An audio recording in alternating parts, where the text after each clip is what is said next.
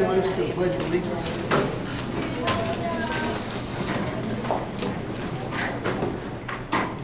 Pledge allegiance to the flag of the United States of America and to the republic for which it stands, one nation, under God, indivisible, with liberty and justice for all. Would you join me as we pray? Heavenly Father, we thank you for this night to be together, and we just pray for your guidance in all the decisions that we make. We just thank you for the school, the administration, the students, and just pray your blessing upon them. In Jesus' name, amen.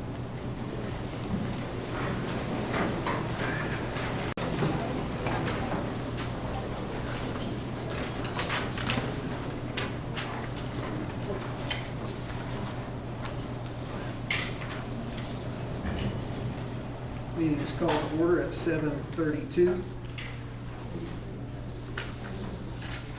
I think we have some students of the month to recognize. Let's start with the elementary.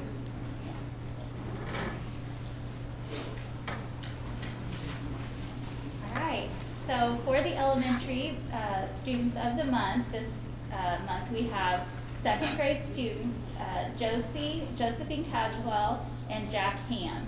So is Josephine here tonight? Okay, we'll go ahead and start with Jack. Jack, if you want to come on up here. This is Jack Ham.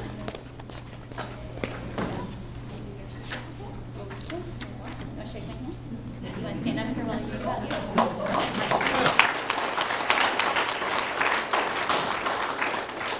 All right, so this is Jack Ham, and Jack Ham was nominated by Miss Murray, his teacher. Mrs. James, his teacher. Mrs. James said that Jack is a wonderful student who is always nice and courteous to all of his classmates. He is respectful to me and other teachers in the building. He is always ready to learn and is a wonderful role model for all Eastern Green Elementary students. His jobs in the classroom are line leader and bathroom monitor. He does his jobs without having to be reminded and has learned his responsibilities with ease. Jack is honest, even in difficult situations. I am so proud of the work that Jack is doing in the classroom and will continue to do throughout his life. Keep up the great work, Jack. Congratulations, Jack. Good job.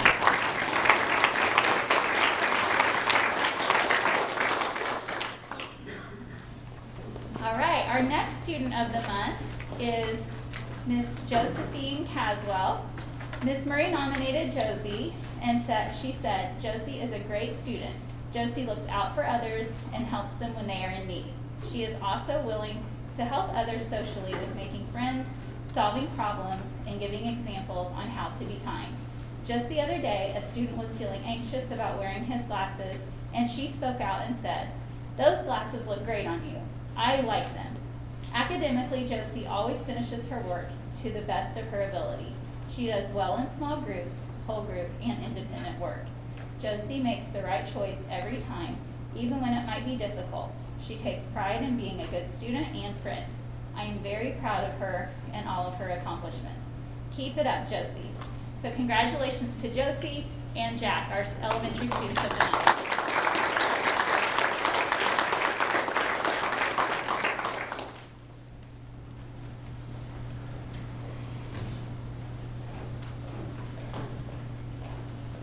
I'd like to call up, change it up a little bit. Want to call up Ryder Crane and Jake James together. If you guys would come up and join me.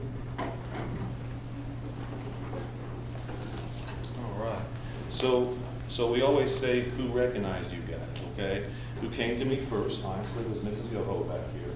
You know, she can be a tough sell. She said, man, I love these guys. So we've got you guys up here. I'm proud of you, okay? She says, Ryder and Jake have faithfully done our morning announcements this year and most of last year. They've done an outstanding job for us. They are responsible, reliable, and always a joy to have in the office. Many are intimidated by the PA system, but these two embrace it. Their dedication and confidence in this task is appreciated by all. A special shout out to Jake for working so hard with getting donations to secure getting our Thunderbird mascot. He even donated some of his own money, and we are proud of him and look forward to seeing him on the sidelines. These two boys are daily examples of doing their Thunderbird best. I appreciate you guys. Sometimes in the morning in the office it can be stressful. But as soon as you guys come in with the smiles and when you get on the PA, it lights all of us up. I don't know if you realize that. We really appreciate you guys. If you give them a big round of applause.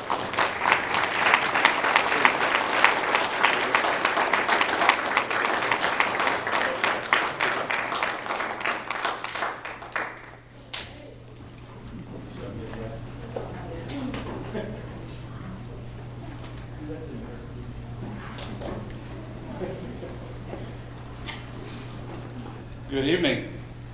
Tonight we're going to recognize Jason Kuntz and Thea Andis. I don't see either one of them here, so I'll just go ahead and read kind of what was written about them. Miss Martindale actually nominated Jason, and she said, "I would like to nominate Jason Kuntz. He is doubling up in math as a freshman and is doing a great job. He has maintained high marks in both classes consistently this year. He also helps his peers when they are confused. He works hard and is polite and respectful. I really appreciate his attitude and willingness to work through a challenge. While I believe Jason is naturally gifted in mathematics, his determination and grit to work through difficult problems on top of helping others in class and his positive attitude really stand out and are greatly appreciated." The second student I'd like to recognize is Thea Andis. Miss Gina Ingram nominated her. Thea Andis is in my 5th period PE class and is a hardworking young person. She shows up daily and does exactly what is expected of her. She is personable, respectful, responsible, and gets along well with her classmates. Throughout the crazy and definitely not normal lives kids lead, she is very refreshing. All right, so those are our two for the high school.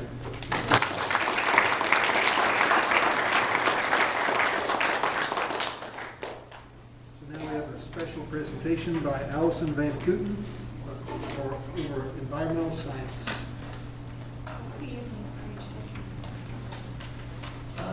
Scott, where you ready to work with her so she can?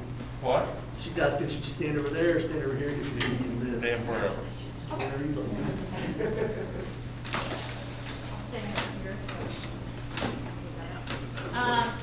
I am Miss Van Kooten. I am the chemistry and environmental science teacher over at the high school.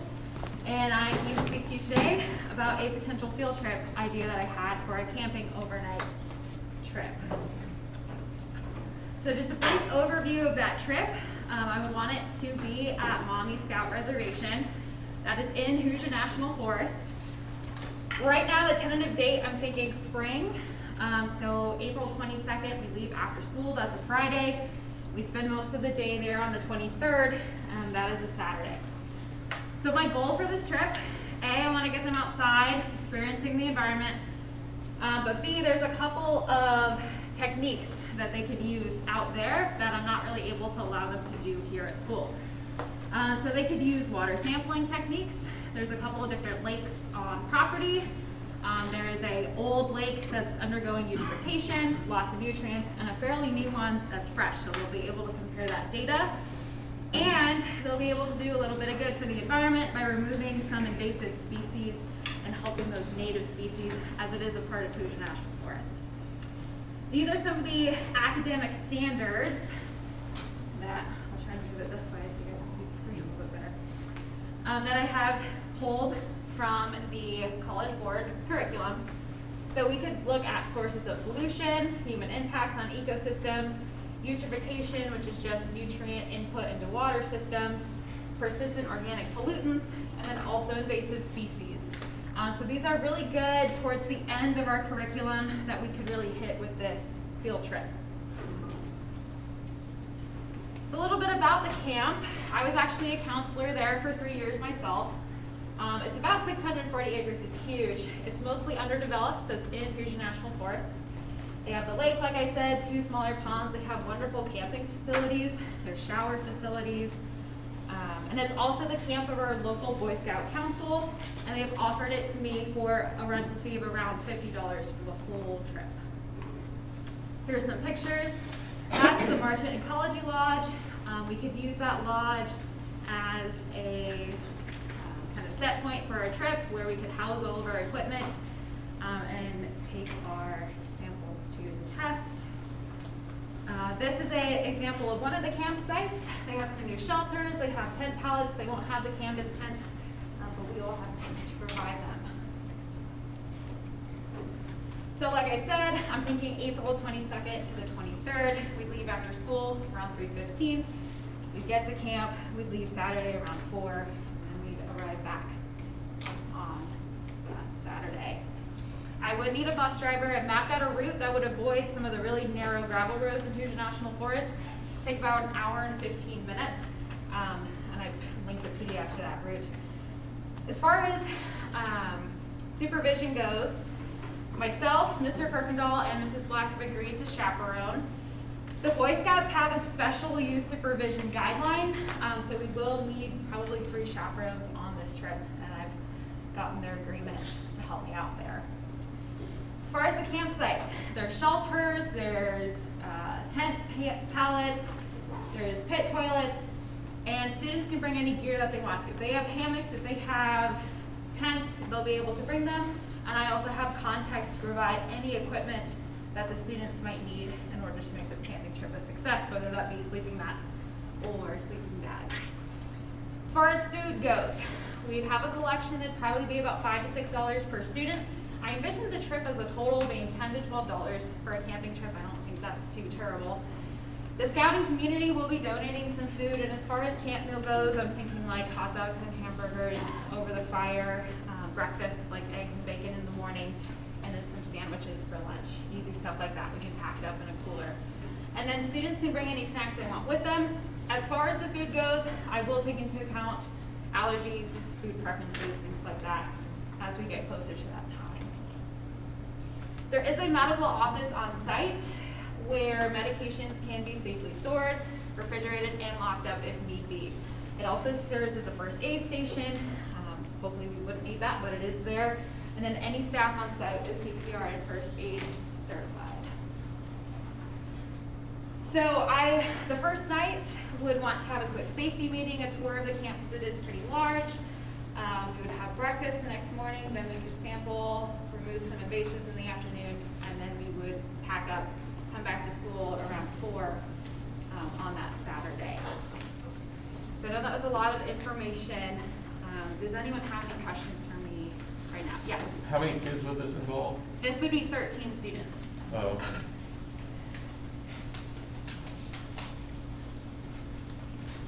Okay. Well, thank you for your time. I will be putting in a field trip request form. And then if you would like to see this presentation, I can share it with you as well. So we'll get this on the board agenda when she turns in her request for one of those next months for you to vote Okay. on. Thank you. Thank you.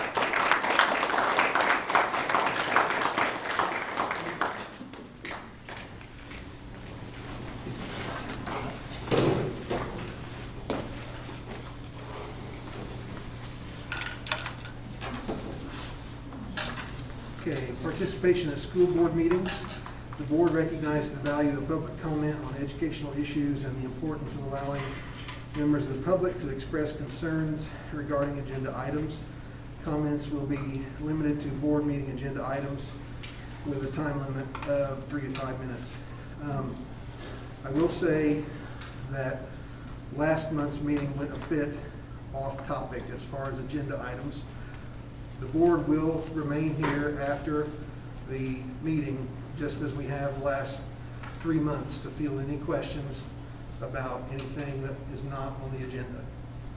So we'll stay after, answer any questions you have, but we're going to keep tonight's comment section about agenda items only.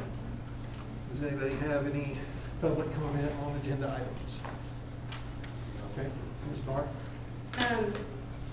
Actually, according to the Indiana State Board of Education, it says that agenda items are limited to 5 minutes, but public comment is limited to 3, meaning general concerns are allowed 3 minutes, and I have that right here. So my request is that you correct your agenda to match the language that is stated by the board. If indeed our language is incorrect, then it can be corrected. Yeah, it says right here. Okay. You have to understand that we don't have to allow public comment anyway, at all. Actually, according to this, you No. do. Actually, you don't. Sorry. We don't. Talk to the Public Access Council. The Attorney General disagrees with that. He's not over this. Okay. Any comments on board agenda We'll make items? sure he knows that you said that. Okay. That's Is fine. the discussion items, information at the end, No. going to be the same topic it was last time? There will be a COVID update by superintendent, just as there has been for the last 3 months. Could we have a brief public comment before that section, since it's No, more no, relevant? we will remain. It's in the agenda. We will remain, it's not an agenda item. If the discussion. Discussion items are not agenda items. You have 3 minutes, and if they don't allow it, then you can report We that. will remain here after the meeting to answer any questions that you have. It needs to be on record. Yeah, the You're question- trying to avoid it being on video, and that is unacceptable. Your question and answer period after the meeting doesn't, I mean, that's not official. That doesn't. Public You're trying to be comments. sly. Adoption of the agenda. It's recommended that the agenda for the November 8th, 2021 meeting be approved as presented with additions, corrections, or deletions as recommended by the board. We have a motion to approve the adoption of the agenda. Martha Marmzee, second by Sharon Epps. All those in favor? Passed 7-0. Approval of minutes. It's recommended that the minutes from the October 18th, 2021 meeting be approved as presented. Do I have a motion? Ron Childress. Second by Martha Marmzee. All those in favor? Passed 7-0. Approval of claims. It's recommended that the claims numbers 14099 through 14172. be approved as presented. Do I have a motion? Mike Adams. Second by Ron Childress. All those in favor? Passed 7-0.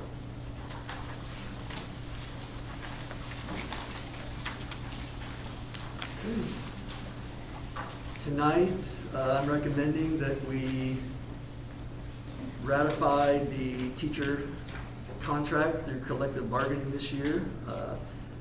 We had our public meeting last Tuesday and described to those that were here what that was all about, so we did that.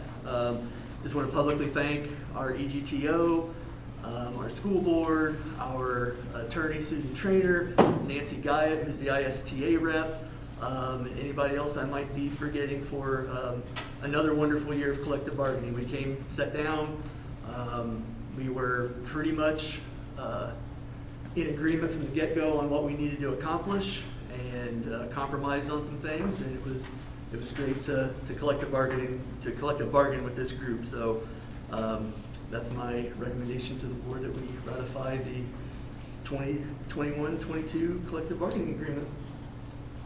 Motion Mike Adams. Second by Martha Marmzee. All those in favor? Passed 7-0. Next up, I'm recommending that we approve the first reading of adopted or revised Neola board policies. We belong to what is called Neola. It's a group that's used throughout the Midwest that help update board policy, keeps us up to date with what's going on with trends throughout the country and state. They routinely send us updates. It's usually minor language changes that we need to update. So I'm recommending that we approve the first reading of Neola Social Media Special Update Policy 7540.03, 7540.04 from Volume 34, Number 1, as presented.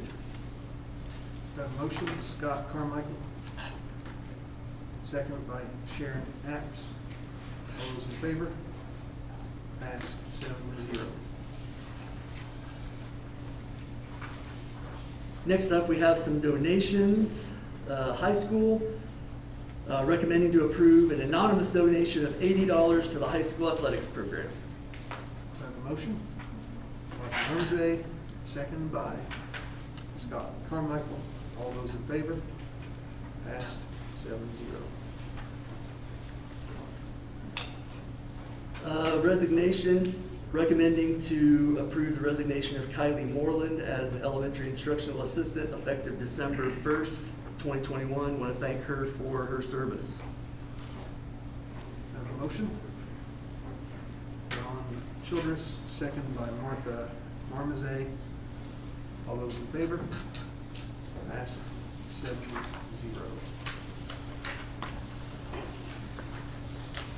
Have a recommendation to approve the hiring of Kelly Parsley as elementary instructional assistant beginning December 1st. Do I have a motion? Martha Marmazet, second by Sharon Epps. All those in favor?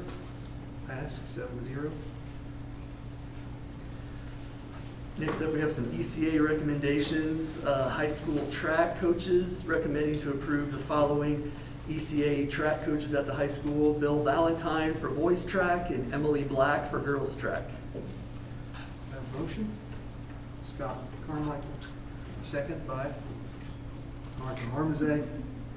All those in favor? Passed 7-0. High school baseball coaches, recommending to approve Wesley Arthur as baseball head coach and Casey Bybee as baseball assistant coach. Have a motion? Ron Childress, second by Scott Carmichael. All those in favor? Passed 7-0.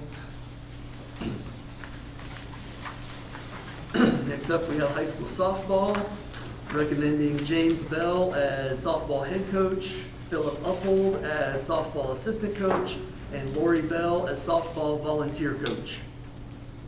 I have a motion? Scott Carmichael, second by Ron Childress. All those in favor? Passed 7-0. High school golf coach, recommending to approve Jacob Carmichael as boys varsity golf coach.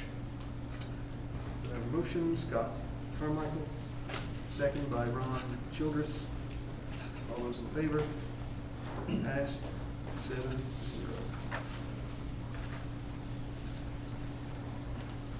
Next up, we have a recommendation for a transfer, so we're recommending to transfer Samantha Cummings from elementary to the middle school as 5th grade instructional assistant.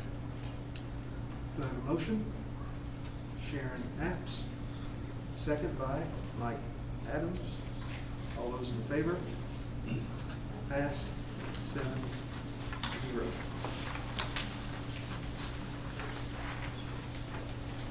Late items, we have just a few more ECA coaches, this time for the middle school. So we have a recommendation for Jared Barr as girls basketball 5-6 volunteer and Shaughnessy Cook as girls basketball 5-6 volunteer. Do I have a motion? Scott Carmichael, second by Sharon Apps. All those in favor? Passed 7-0.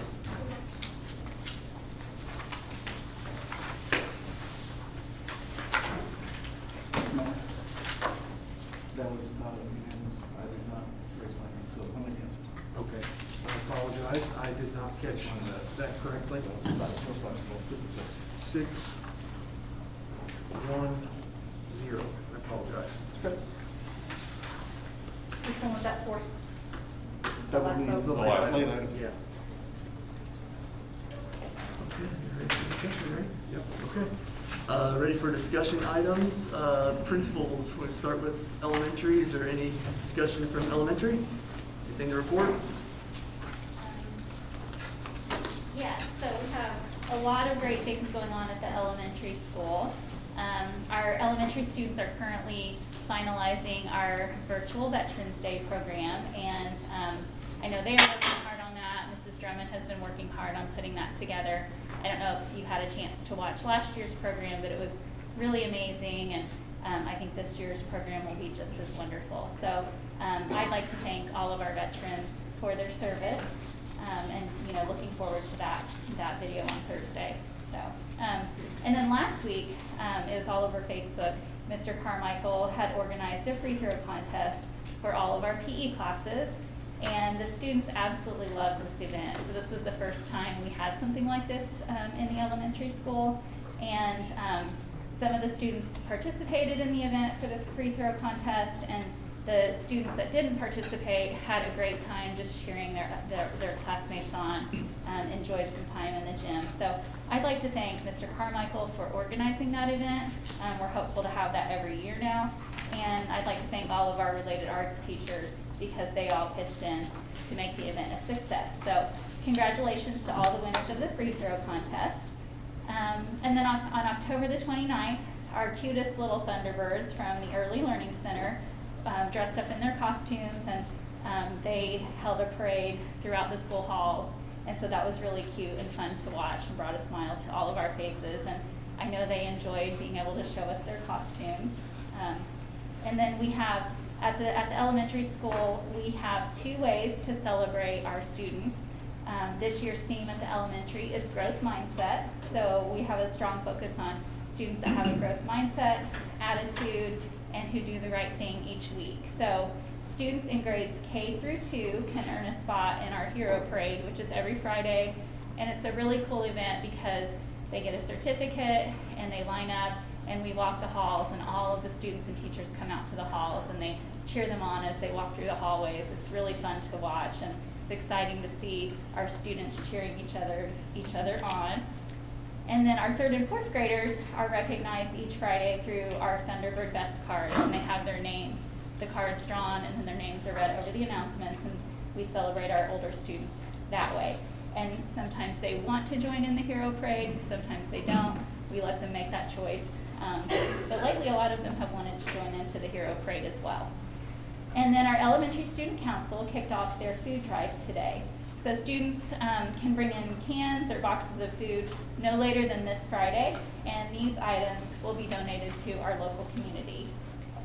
We have a wonderful PTO. They've been really active in supporting our students and teachers and families.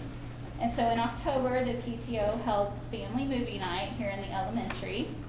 And throughout the school year, the PTO has provided lots of snacks and treats for our teachers, as well as dinner for our parent-teacher conferences when our teachers had to stay late.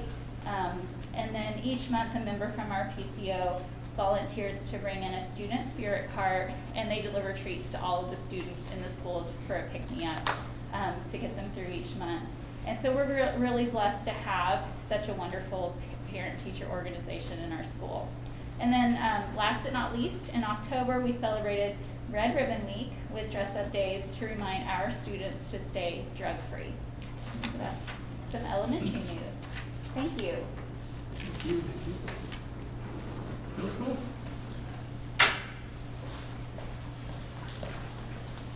Kind of echo what Mrs. Gibney said at the beginning. Mrs. Drummond works awful hard with the Veterans Day program. We really appreciate that. And I was actually able to watch Mr. Carmichael and kind of the finals of everything, and it was fun. It was just so much fun to watch, and it took a lot for him to organize that. So we really appreciate Mr. Carmichael for sure. Thank you to Allison Cleary and Whitney Russell and the Student Council for a wonderful pre-Halloween dance. The kids had a great time, and also they organized a dress-up days too, which is a lot of fun. Thank you to Gina Mitchell for organizing Penny Wars. I don't think this has been announced yet. The students at EGMS, last week we found out Friday afternoon, raised $1,500 for riding. And that's the most she said they'd ever raised. And they got really competitive with it. They were removing the lids and putting them in the 6th grade on the 5th grade and 5th grade. So, but I mean, that got us $1,500, so it's awesome. I'd like to recognize and also thank our SRO, Richard Clune, who helped me recently in a situation where I needed his help. Our SROs are wonderful, and we appreciate them very much. Thank you to the teachers for administering round 1 of ClearSight formative testing. First round of teacher observations will be complete this week at EGMS. I sometimes wonder if people on the outside realize just how blessed we are with wonderful teachers that don't just teach standards and curriculum, but truly love and care for kids. And the same can be said for our TAs. We're very, very lucky. Thank you to Nurse Debbie for all she has done since the pandemic started a long time ago.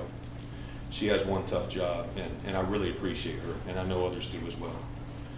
Thank you to Don Sullivan, who has helped us tremendously this year as the corporation test coordinator and the marquee sign and new website go-to. I'm not sure what I would do without her tech-savvy help. I really appreciate her. Happy Thanksgiving to everyone. If I don't see you again, hope you enjoy family and food. Thank you, guys. Mr. Kirkendall.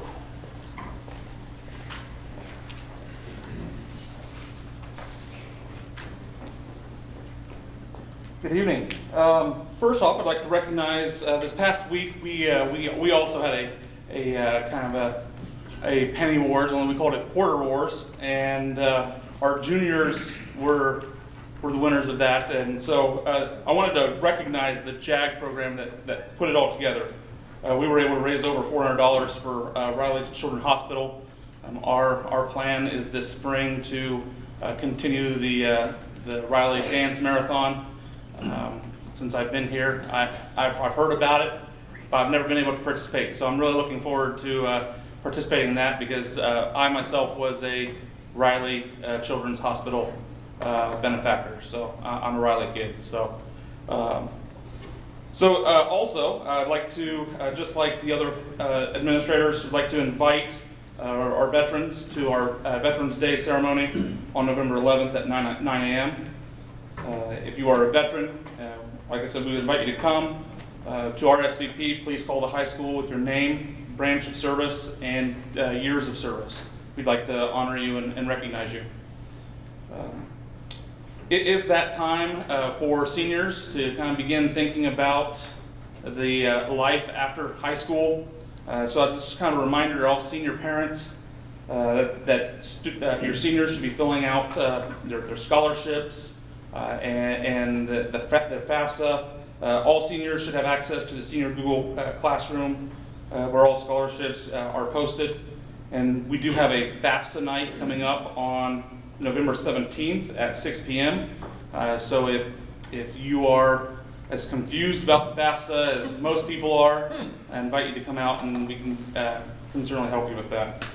Last but not least, I would like to take a moment and really recognize our substitutes and our custodians. At the beginning of this year, we had quite a few openings in those areas, and to the credit of this community, we've had community members step up and really kind of help support the school, and I really do appreciate everyone kind of pitching in and helping out. Our subs have been fantastic, our custodians have been fantastic, and it gives me a sense of pride. So with that, thank you very much. Thank you.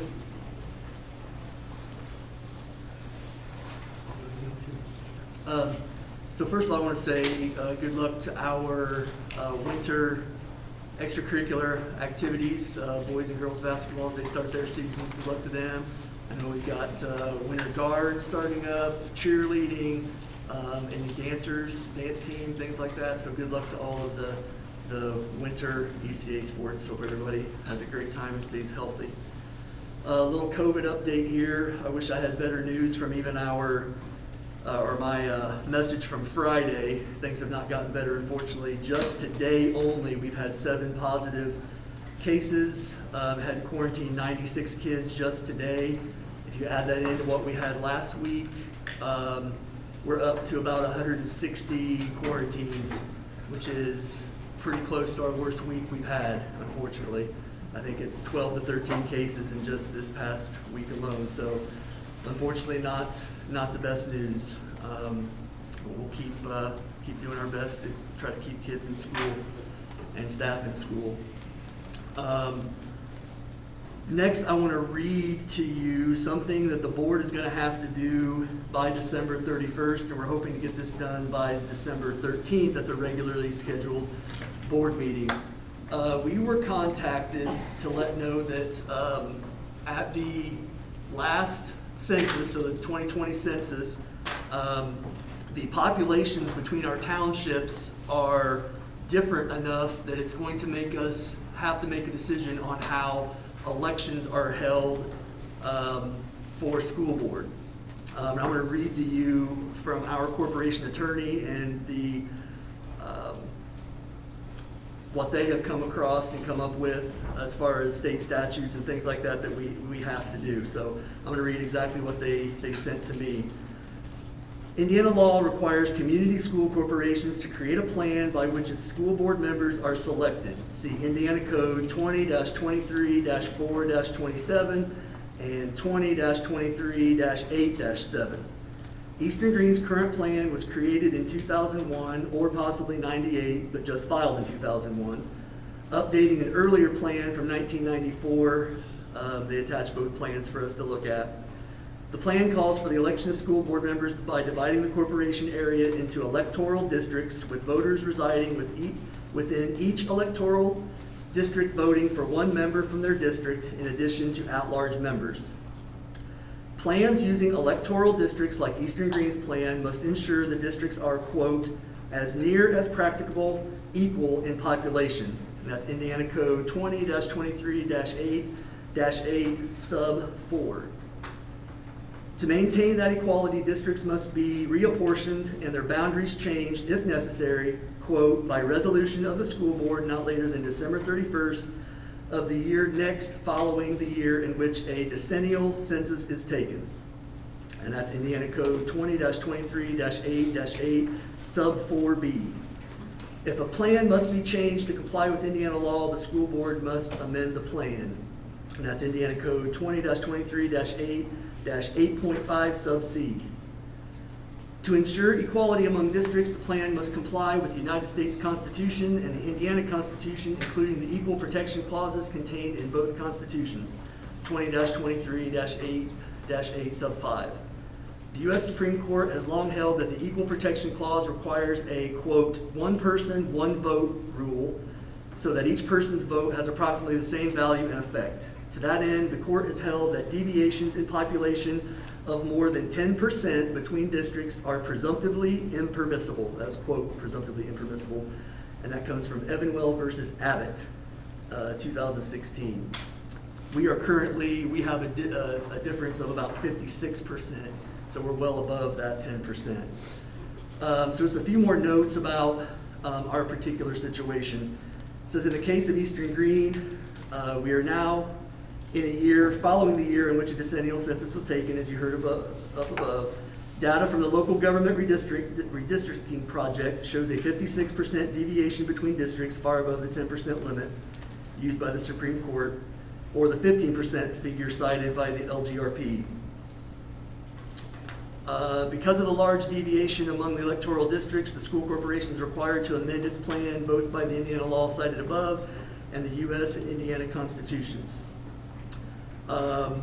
So basically, we have to take steps by December 31st to amend that. One way that they talk about here says, of the options available to Eastern Green, changing to residential districts appears to be the easiest for the school board to implement. In a residential district system, you still would have 4 at-large board members, but each of the remaining 3 members would reside in a separate district but be voted on by each voter in the school corporation instead of the voters only voting for the member in their district.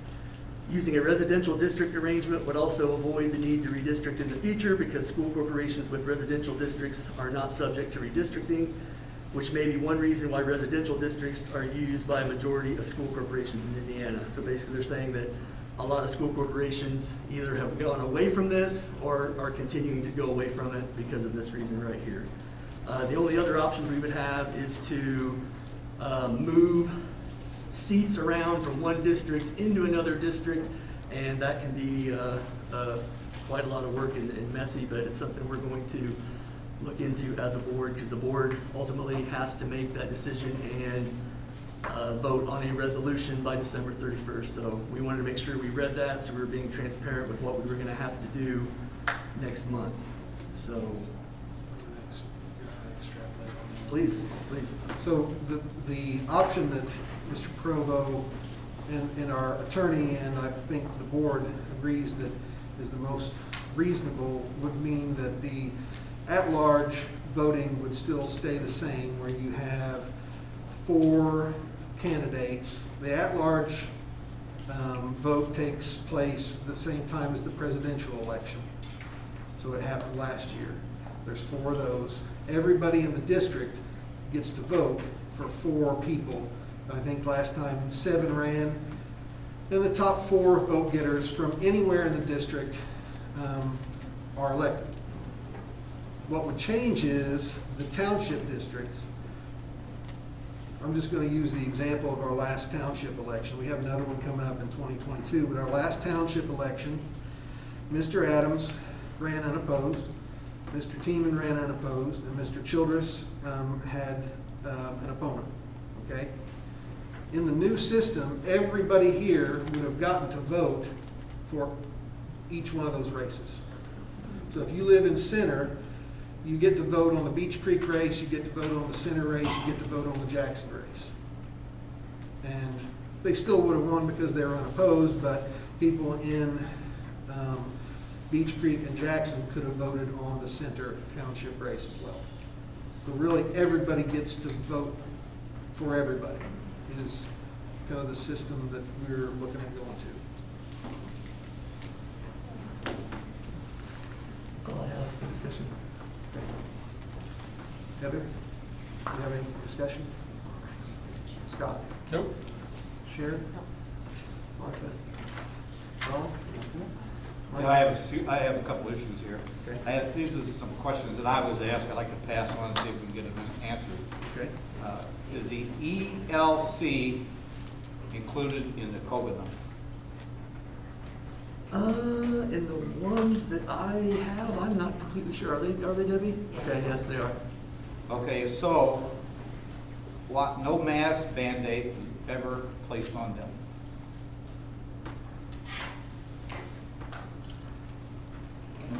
So what was the question? That was it. Okay. Okay, any comment? That's all I have for any comment. You asked me. Okay, how in the world, we got 65 plus kids that came in contact with 4 positive cases. The voters would like to know what kind of tracking we're using and why are entire classrooms being quarantined.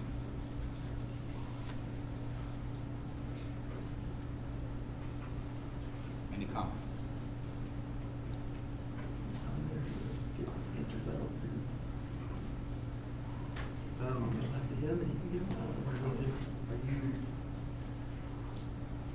Are Are they questioning the way in which Debbie does this? Is that their question? I don't know. Well, it's administrative. Well, the question, I think the question is coming down to how can 4 people come in contact with 65, I guess, if we maintain the 6-foot rule, I assume. Well, first off, we can't maintain the 6 foot maintain rule the 6 foot rule. because we aren't spaced out well enough. It's not So possible in the that's, classroom. Okay. doesn't help us. How many quarantine kids have become symptomatic? Looking at last week's dashboard, I think there were 13 sent home with symptoms.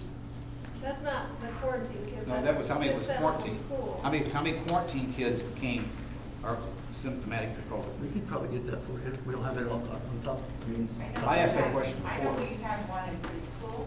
Pardon me? I know we've had one in preschool that was, became symptomatic and tested positive after the first one. After quarantine? Yes, One? one in preschool, and I think there's one in 2nd grade Out of how many? right now. That's right now, that's not the No, whole year. we have 3 6th graders today They were quarantined? that were positive.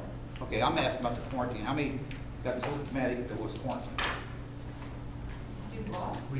He's going to know how many kids this year have been quarantined and then later turn up positive.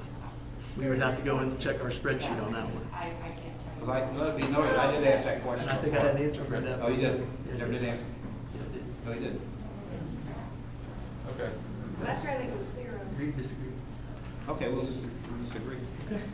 I think the first question I though think that you this raised, is The question and answer time. This isn't, that's after the adjournment, sorry. Okay. but he's asking the It is- question. Ma'am, I'm gonna ask you one more time. to let us finish the meeting. We'll take your questions. I'll sit right here. You can ask me whatever you want, but let's get finished with our meeting, please. That would be fantastic to leave the video on. Other schools in the area, in this county, have much looser quarantine and options for masking. Is that true? I don't, that's the question. Sure. So every week, we have a meeting with every superintendent in the county, invited to the meeting. Most of the time, most of us are there, but not always. The last several meetings have been devoted to the fact that we are to follow, to the letter, the control measures from the State Department of Health, which are part of the governor's executive order. The reason they put that letter out is because of the fact that people were doing some things that were very lenient, maybe not doing anything at all, I don't know. But it was made very clear to us that if a local health officer knows that that is going on in a school, they have the right to contact the county prosecutor, let them know, and the county prosecutor can do whatever they want with that after that. And it is a Class B misdemeanor for each time you do that. So if they're doing stuff that they're not supposed to be doing, that's on them. I don't control WRV, I don't control any of their schools. I can only do what I can here. If they're breaking the law, that's for them to decide, and that's on their conscience. So you're saying a health guideline is a criminal offense if you don't follow I'm not the saying that. guideline? That's what you just said. I'm not saying that. Misdemeanors. The Greene County Health Department saying that. Mr. Adams has one more question. This is more of a comment from a voter. It's not a question, but a statement. Last week, one of the board members commented that she was just trying to make decisions that she feels best to students and their education. I'd like to remind them, elected officials, that you are elected to serve the community and vote for policies that your constituents want. You're not in a position to vote your own personal desire and wishes and opportunities. You're supposed to represent us, and we do not agree with your ridiculous, cumbersome policies. I have read the documents that Mr. Provo alludes to being legally required. They do not legally require masks. And even their definition, quarantine says, may include, which leaves that open to interpretation. Why were facials taken away in the first place? I'd like to say congrats to Ella Greaves, Bailey Perkins, and Indy Workman for academic all-state nominations. Ella in cross-country, Bailey and Indy in volleyball. Congrats to those girls. That's a great accomplishment.